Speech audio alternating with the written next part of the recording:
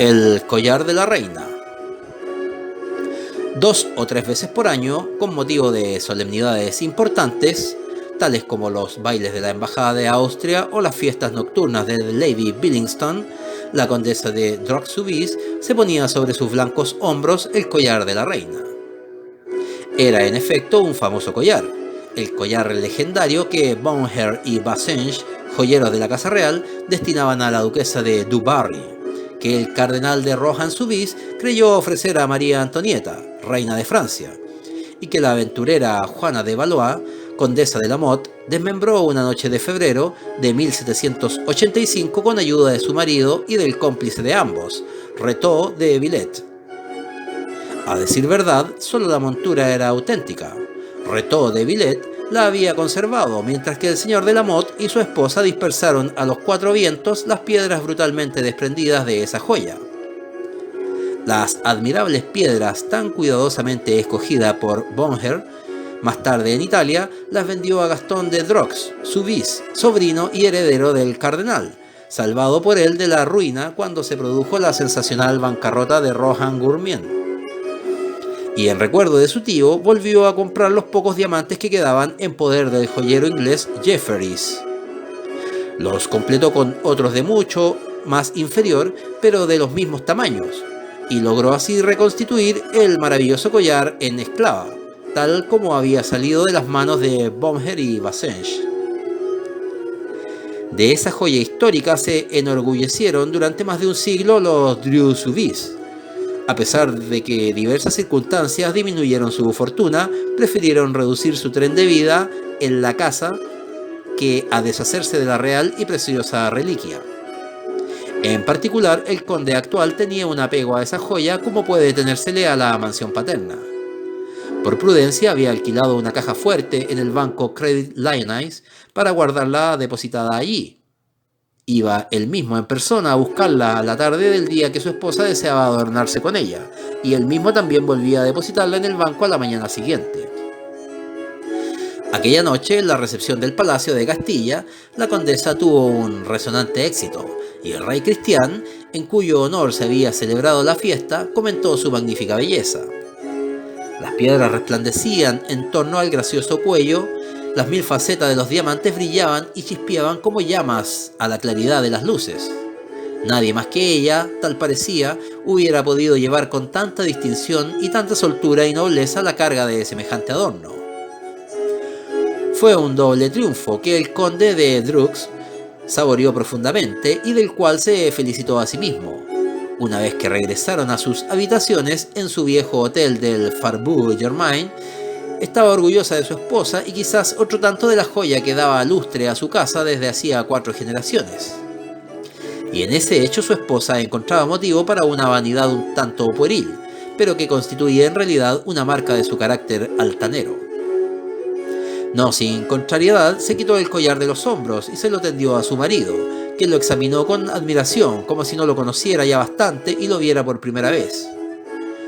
Luego, cuando lo hubo colocado en su estuche de cuero rojo con las armas del cardenal, penetró en su gabinete inmediato, que más bien era una especie de alcoba que había sido separada y aislada completamente del dormitorio y cuya única entrada se encontraba al pie de su cama.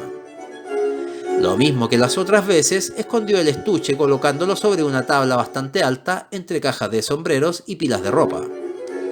Cerró después la puerta y se desnudó. Por la mañana, a eso de las 9, se levantó con intención de ir al Credit Lyonnais después de desayunar. Se vistió, bebió una taza de café y bajó a las caballerizas.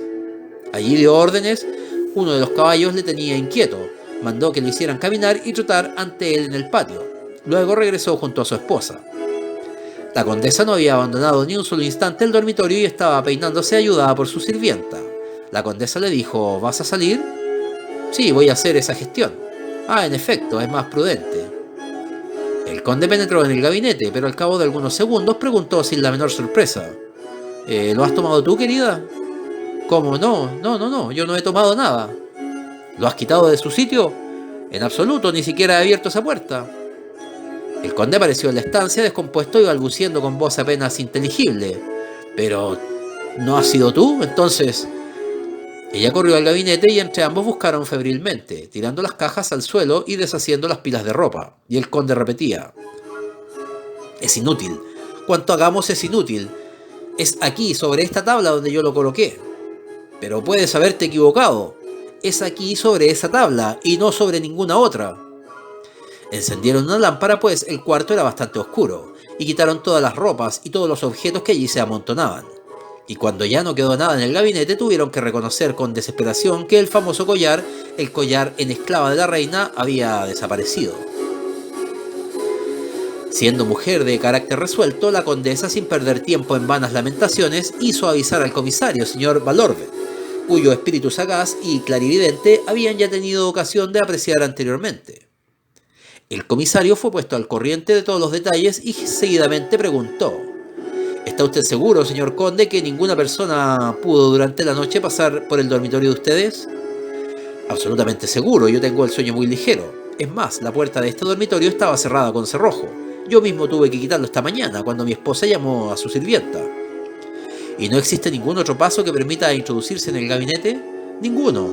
«¿No hay ventanas?» «Sí, hay una, pero está clausurada». «Yo quisiera darme cuenta de cómo está».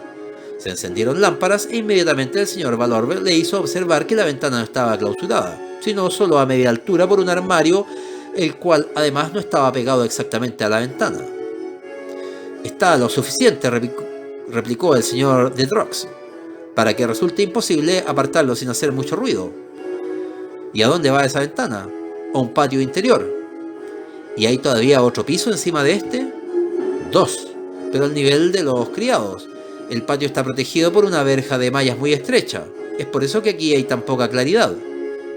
En efecto, cuando fue apartado el armario se comprobó que la ventana estaba cerrada, y no hubiera podido estarlo si alguien hubiera penetrado por ella desde el exterior.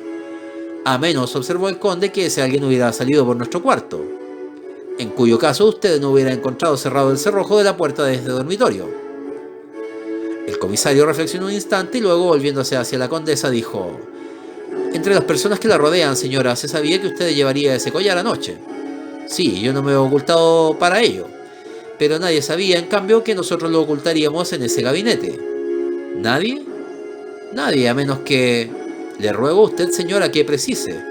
Ese es uno de los puntos más importantes». Ella le dijo a su marido: «Estaba pensando en Enriqueta». «¿Enriqueta? Ella ignora este detalle como las demás». «¿Estás seguro?» «¿Quién es esa señora?», preguntó el señor Valor. «Una amiga de internado que en el convento está disgustada con su familia por haberse casado con algo así como un obrero. Al morir su marido, la recogí con su hijo y les amueblé un departamento en este hotel». Y agregó con apuro: «¿Me presta algunos servicios? Es muy diestra en labores manuales». «¿En qué piso vive ella?» «En el nuestro, no lejos de los demás, al extremo de ese pasillo, e incluso pienso yo la ventana de su cocina». «Sí, está enfrente de la nuestra. Se abre sobre este patio, ¿verdad?». Un ligero silencio siguió a esta declaración. Luego el señor Valor pidió que le condujeran ante Enriqueta. La encontraron cosiendo, mientras su hijo Raúl, un niño de 6 a 7 años, leía a su lado, bastante sorprendido de ver el miserable departamento que habían amueblado para ella y que se componía en total de una habitación sin chimenea y de un cuartucho que servía de cocina. El comisario la interrogó. Ella pareció desconcertada al enterarse del robo cometido. La víspera por la noche ella misma había ayudado a vestir a la condesa y colocado el collar en torno a su cuello. «¡Santo Dios!», exclamó, «¿quién me lo hubiera dicho?». «¿Y usted no tiene alguna idea? ¿No tiene usted la menor duda? ¿Es posible que el culpable haya pasado por la habitación de usted?». Ella rió de buen talante, sin imaginarse siquiera que pudiera ser objeto de la menor sospecha. «Pero si yo no he salido de mi cuarto, yo no salgo nunca, y además, ¿no ha visto usted?». Abrió la ventana de la cocina. «Vea, hay no menos de 3 metros hasta el reborde del otro lado. ¿Quién le ha dicho a usted que nosotros pensáramos en la hipótesis de un robo efectuado por ahí?». «Pero entonces el collar no estaba en el gabinete». «¿Cómo lo sabe usted?». «Caramba, he sabido de siempre que lo ponían ahí durante la noche. Se ha hablado de eso delante de mí». Su rostro, todavía joven, pero en el cual los sufrimientos habían dejado su huella, desprendía una gran dulzura y resignación. Sin embargo, mostró de pronto en el silencio una expresión de angustia, como si presintiera que la amenazaba un peligro. Atrajo a su hijo contra ella y el niño le tomó la mano y la besó tiernamente. No creo, dijo el señor de Drox al comisario cuando quedaron solos, que usted sospeche de ella. Respondo de ella, es la honradez personificada. Oh, soy completamente de la misma opinión de usted, afirmó el señor Valor. Lo más que he pensado es en una complicidad inconsciente, pero reconozco que esta explicación debe ser abandonada, tanto más cuanto que no resuelve de ningún modo el problema con el cual nos enfrentamos. El comisario dejó en ese punto la investigación, y el juez de instrucción la tomó por su cuenta y la completó en los días siguientes. Se interrogó a los criados, se comprobó el estado del cerrojo, se hicieron experimentos con la abertura y cierre de la ventana del gabinete, se exploró el patio de arriba abajo, pero todo fue inútil. La ventana no podía abrirse ni cerrarse desde fuera. Las investigaciones derivaron principalmente sobre Enriqueta, pues a pesar de todo, siempre recaían hacia ese lado. Se hurgó minuciosamente en su vida y se comprobó que desde hacía 3 años no había salido del hotel más que 4 veces, y esas 4 para gestiones que pudieron comprobarse.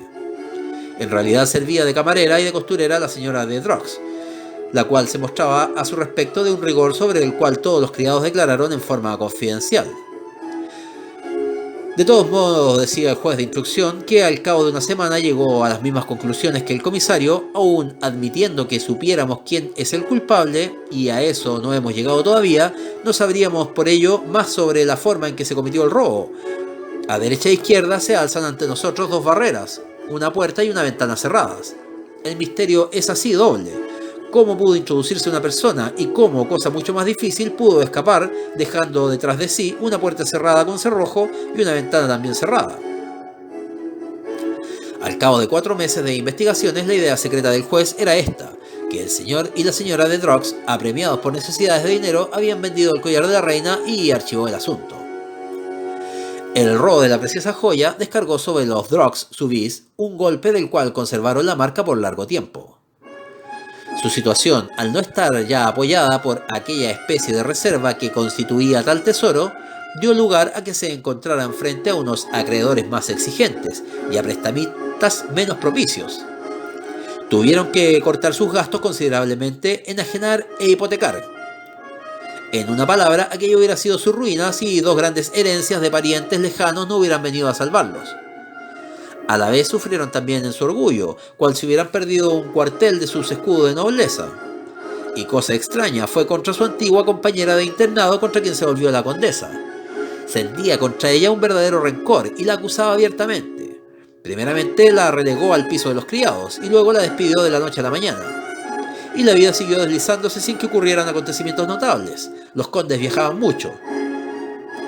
En el curso de esa época hay que destacar solo un hecho. Unos meses después de la partida de Enriqueta, la condesa recibió de ella una carta que la llenó de asombro.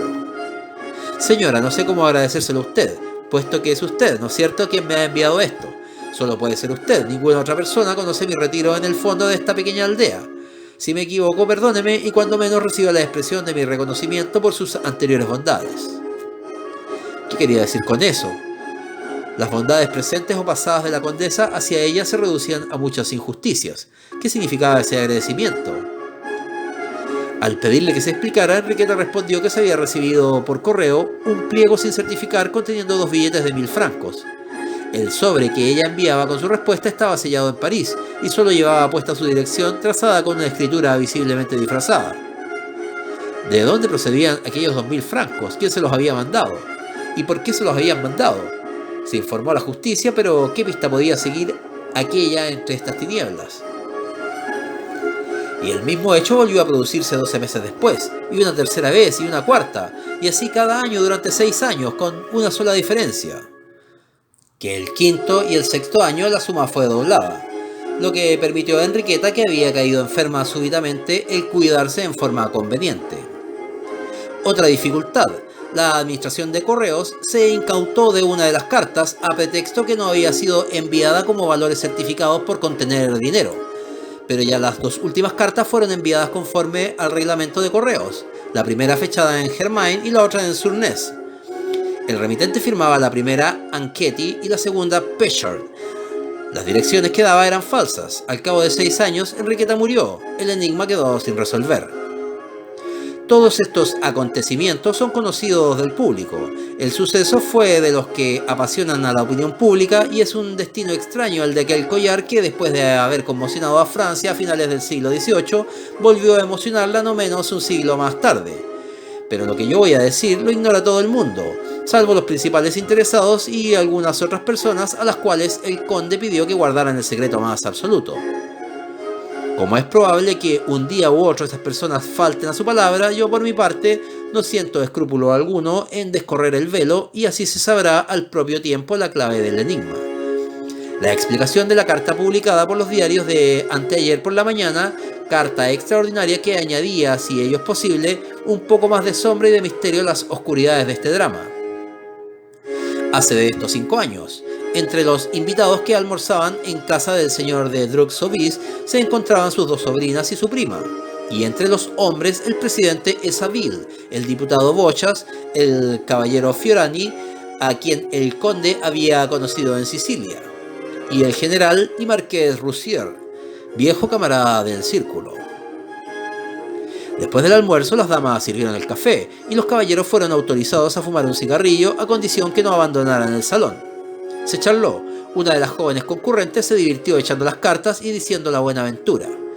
Luego la conversación derivó hacia los crímenes célebres, y fue a propósito de esto que el señor de Roussier, quien nunca perdía oportunidad de hacer objeto de bromas al conde, recordó la aventura del collar, tema de conversación por el cual el señor de Dreux sentía horror. Inmediatamente cada cual dio su opinión. Cada uno reanudó la investigación a su manera, y bien entendido resultó que todas las hipótesis se contradecían y todas eran igualmente inadmisibles. ¿Y usted, señor?, preguntó la condesa al caballero Fiorani, ¿cuál es su opinión? Oh, yo no tengo opinión, señora. Hubo exclamaciones y protestas. Precisamente el caballero acababa de relatar muy brillantemente diversas aventuras, en las cuales se había visto mezclado con su padre, magistrado en Palermo, y en las que había confirmado su buen juicio y su gusto por estas cuestiones. Confieso, dijo él, que me ha ocurrido tener éxito allí donde otras personas más hábiles que yo habían ya renunciado, pero de eso a considerarme como un Sherlock Holmes, y además apenas si sé de qué se trata este caso. Todos se volvieron hacia el dueño de la casa. Aún a disgusto, aquel hubo de resumir los hechos. El caballero escuchó, reflexionó, hizo algunas preguntas y murmuró: tiene gracia, a primera vista no me parece que la cosa sea tan difícil de adivinar.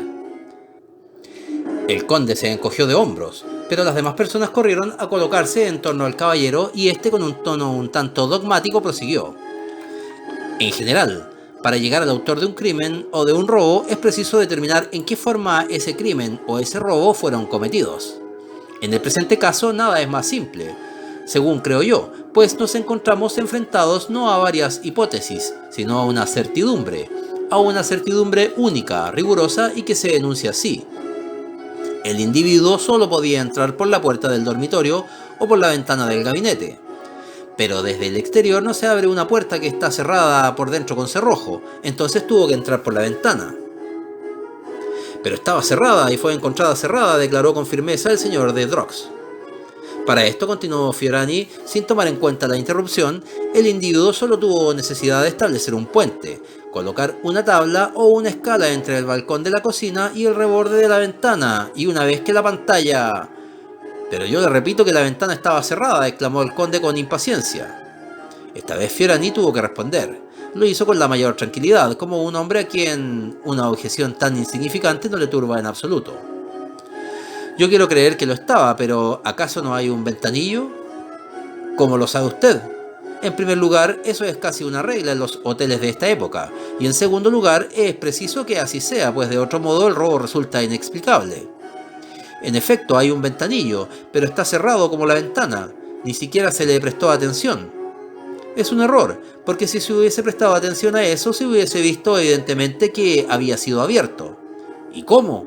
Yo supongo que al igual que todos los demás ventanillos, se abre por medio de un alambre tejido, provisto de una anilla en su extremidad inferior. Sí. ¿Y ese anillo colgaba entre el patio y el armario? Sí, pero yo no comprendo.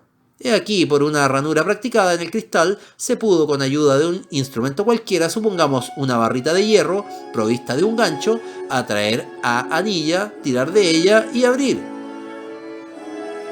El conde replicó con ironía: perfecto, perfecto, usted lo arregla todo con una facilidad, solo que olvida una cosa, querido señor, y es que no había ranura alguna practicada en el cristal. Tuvo que haber una ranura. Vamos, la habríamos visto. Para ver es preciso mirar, y no han mirado. La ranura existe, pues resulta materialmente imposible que no exista a lo largo del cristal contra la masilla, en sentido vertical, bien entendido. El conde se levantó, parecía sobreexcitado. Caminó por el salón de arriba abajo con paso nervioso y acercándose a Fiorani le dijo: nada ha cambiado allí desde ese día. Nadie ha puesto después un pie en ese gabinete. En ese caso, señor, tiene usted la posibilidad de comprobar que mi explicación concuerda con la realidad. No concuerda con ninguno de los hechos que la justicia ha comprobado. Usted no ha visto nada, usted no sabe nada y usted va en contra de todo lo que nosotros hemos visto y de todo lo que nosotros sabemos. Fiorani no pareció siquiera observar la irritación del conde y dijo sonriendo: Dios mío, yo lo único que trato es de ver claro, eso es todo. Si me equivoco, pruebe usted mi error. Sin tardar más, confieso que a la larga la seguridad de usted... El señor de Drog masculló aún algunas palabras y luego de súbito se dirigió hacia la puerta y salió. No se pronunció una palabra más, se esperaba con ansiedad, como si verdaderamente fuese a aparecer una parte de la realidad, y el silencio tenía una gravedad extrema. Al fin, el conde apareció en el marco de la puerta. Estaba pálido y extraordinariamente agitado. Con voz temblorosa dijo a sus amigos: les pido a ustedes perdón. Las revelaciones del señor son tan imprevistas, jamás yo hubiera podido pensar. Su esposa le interrogó ávidamente: habla, te lo suplico, ¿qué ocurre? El conde balbuceó: la ranura existe, en el mismo lugar indicado a lo largo del cristal. Cogió bruscamente el brazo del caballero y le dijo con tono imperioso: y ahora, señor, prosiga, reconozco que usted tiene razón hasta aquí, pero no ha acabado. Responda, ¿qué es lo que ocurrió según usted? Fiorani se desprendió de la mano del conde suavemente y después de un instante prosiguió: pues bien, según lo que yo creo, he aquí lo que ocurrió. El individuo, sabiendo que la señora de Drox iba al baile con el collar, colocó la pasarela en ausencia de ustedes. A través de la ventana le vigiló a usted y le vio ocultar la joya. Una vez que usted salió de allí, él cortó el cristal y tiró de la anilla. Sea, pero la distancia es demasiado grande para que él haya podido alcanzar por el ventanillo el pomo de la ventana. Si no la pudo abrir, entonces es que penetró por el ventanillo. Imposible, no hay un hombre lo bastante delgado para introducirse por ahí. Entonces no fue un hombre. ¿Cómo? Ciertamente, si el paso es demasiado estrecho para un hombre, es preciso que haya sido un niño. ¿Un niño? ¿No dijo usted que su amiga Enriqueta tenía un hijo? En efecto, un niño que se llamaba Raúl. Es extraordinariamente probable que fue Raúl quien cometió el robo. ¿Qué prueba tiene usted? ¿Qué prueba? No faltan pruebas. Así, por ejemplo... Callóse y reflexionó unos segundos, luego prosiguió: así, por ejemplo, esa pasarela no es de creer que el niño la haya llevado desde fuera y la haya vuelto a sacar sin que alguien se apercibiera de ello. Tuvo que emplear lo que tenía a su disposición. En el cuartucho que Enriqueta tenía por cocina había, ¿no es eso?, 2 tablas sujetas a la pared donde colocaba sus cacerolas. Sí, 2 tablas, según yo recuerdo.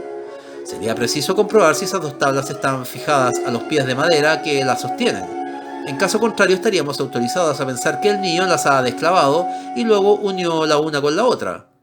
Es posible también, puesto que había un horno, que se encontrase el gancho utilizado en este y del cual se sirvió para abrir el ventanillo.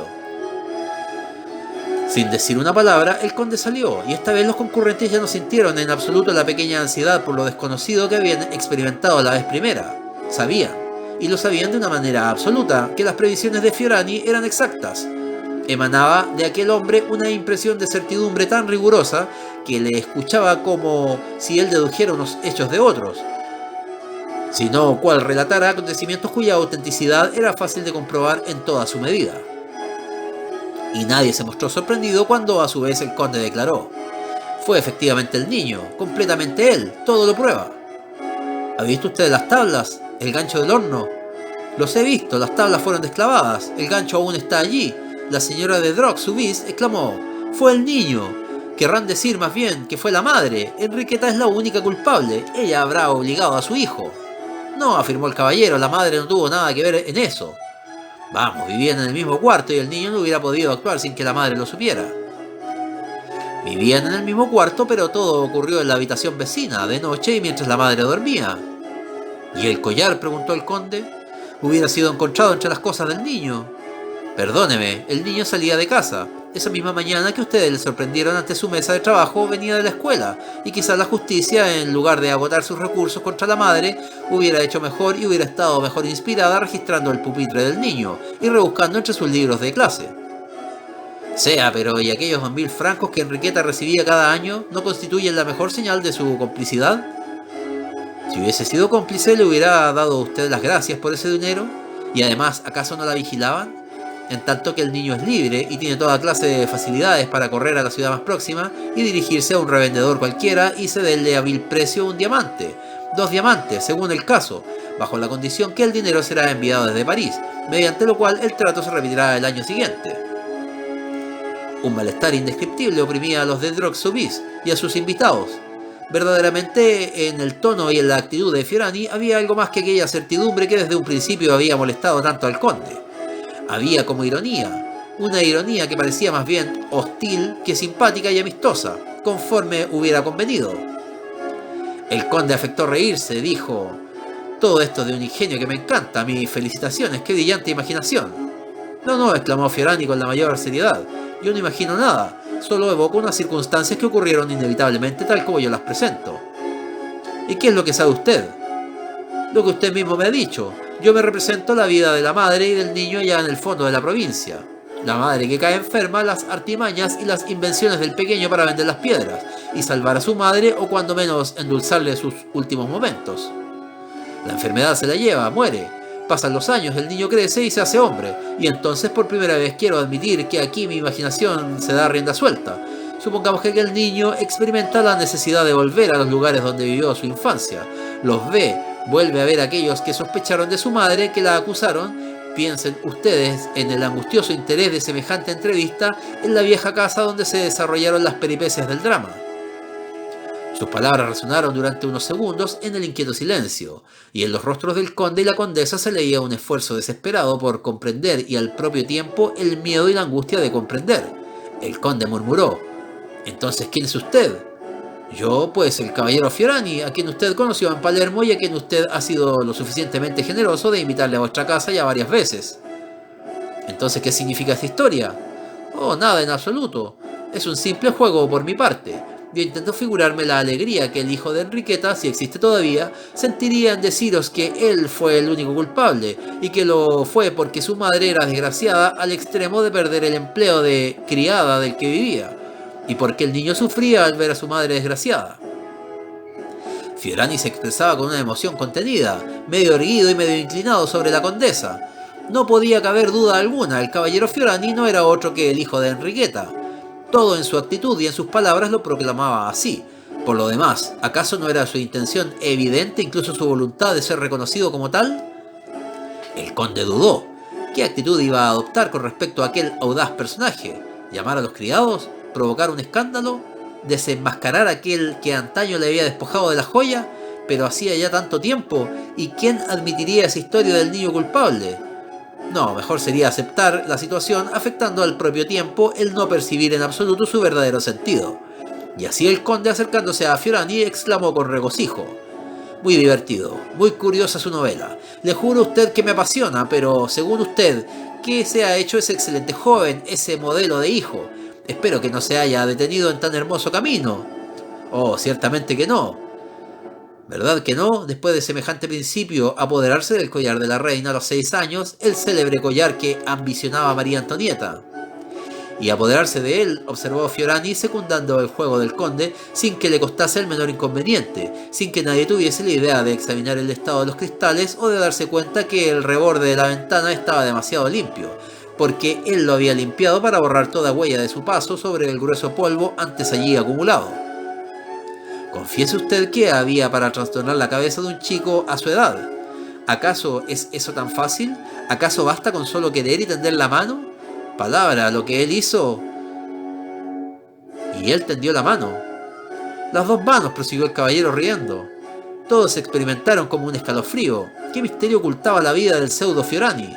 Qué extraordinaria debía ser la existencia de este aventurero ladrón genial a los 6 años y que hoy, por un refinamiento de diletante en busca de emociones, o cuando más para satisfacer un sentimiento de rencor, venía a desafiar a su víctima en su propia casa, audazmente, locamente, y no obstante lo hacía con toda la corrección de hombre galante de visita. Se levantó y se acercó a la condesa para despedirse. Ella reprimió un movimiento para retroceder. Él sonrió. «Oh señora, ¿tiene usted miedo? ¿Acaso habré yo llevado demasiado lejos mi pequeña comedia de brujo de salón?» Ella se dominó y respondió con la misma desenvoltura un poco burlona. «De ningún modo, señor, por el contrario. La leyenda de ese buen hijo me ha interesado mucho y me siento feliz que mi collar haya sido objeto de un destino tan brillante. Pero ¿no cree usted que el hijo de esa mujer, de aquella Enriqueta, obedecía sobre todo a su vocación?» Él se estremeció sintiendo la punzada y replicó: «Yo estoy persuadido de ello, y era preciso incluso que esa vocación fuese muy fuerte para que el niño no se acobardara». «¿Y ello por qué?» «Está claro, usted sabe que la mayor parte de las piedras eran falsas. Las únicas verdaderas eran aquellos pocos diamantes comprados de nuevo al joyero inglés, pues los otros habían sido vendidos uno a uno según las duras necesidades de la vida». «Pero en todo caso se trataba del collar de la reina, señor», dijo la condesa con altivez, y ahí lo que el hijo de Enriqueta no podía comprender. «Él debió comprender, señora, que era falso o bueno. El collar constituía ante todo un objeto de exhibición, una enseña». El señor de Drox hizo un gesto. Su esposa lo advirtió inmediatamente. «Señor», dijo ella, «si el hombre el cual usted alude tiene el mínimo pudor». Se interrumpió, intimidada por la tranquila mirada de Fiorani. Él repitió: «Si hombre tiene el mínimo pudor». Ella comprendió que nada ganaría hablándole de esa manera, y a pesar de sí misma, a pesar de su cólera y su indignación, toda temblorosa de orgullo humillado, le dijo casi amablemente: «Señor, la leyenda afirma que Retó de Villet, cuando tuvo el collar de la reina entre sus manos y que él le sacó todos los diamantes con Juana de Valois, no se atrevió sin embargo a tocar la montura. Comprendió que los diamantes no eran más que el adorno, lo accesorio, pero que la montura era lo esencial, la propia creación del artista, y la respetó. ¿Cree usted que ese hombre lo haya comprendido también? Yo no dudo que la montura exista. El niño la ha respetado». «Pues bien, señor, si le sucede a usted que se lo encuentra, dígale que conserva injustamente en su poder una de las reliquias que son propiedad y gloria de ciertas familias, y que ha podido arrancar las piedras sin que el collar de la reina deje de pertenecer a la casa de los de Drac-Soubise. Nos pertenece como nuestro nombre, como nuestro honor». El caballero respondió sencillamente: «Se lo diré, señora». Se inclinó ante ella y saludó al conde. Saludó luego, uno después de otros, a todos los concurrentes y salió. 4 días más tarde, la señora de Drox encontraba sobre la mesa de su dormitorio un estuche rojo con las armas del cardenal. Lo abrió, era el collar de la reina. Pero como todas las cosas en la vida de un hombre cuidadoso, de la unidad y de la lógica deben concurrir al mismo fin, y teniendo en cuenta que un poco de publicidad nunca resulta dañoso, al día siguiente el Eco de France publicaba estas líneas sensacionales: «El collar de la reina, la célebre joya, robada antaño a la familia de Drac-Soubise, ha sido recuperada por Arsenio Lupin, y Arsenio Lupin se ha apresurado a devolverlo a sus legítimos dueños. No cabe sino aplaudir esta atención delicada y caballeresca».